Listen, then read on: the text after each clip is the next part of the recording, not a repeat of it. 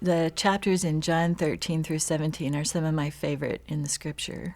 If you ask me anything in my name, I will do it. What an invitation. What an invitation, can I just say? I get goosebumps thinking about it. It was at the time of the Iraq War.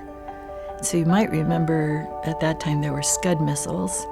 And if you sent Scud missiles up, it was an imprecise weapon. Wherever it landed, it would do damage, but it wasn't the same as those really precise ones that can target a very specific place, right? And there was a leader who just wrote us and said, "Is our praying like Scud missiles? You know, it's so general that we wouldn't recognize if God answered it, if he did." And her lesson was, we need to have a very precise ask. Let's be specific about what we could trust him for, what we want to see God do.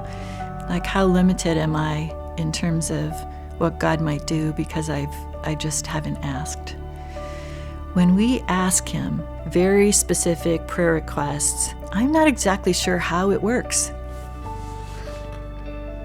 but it activates God. Maybe along the lines that he's already working, maybe he puts those desires in my heart, for what he wants to see. All I know is there's a connection between my asking and his acting. If you abide in me and you ask me anything in my name, and I will do it.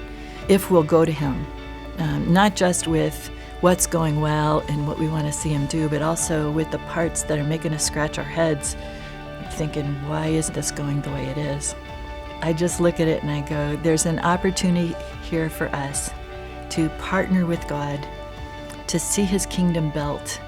And it ushered us into a season of asking God more specifically for what he wanted to see.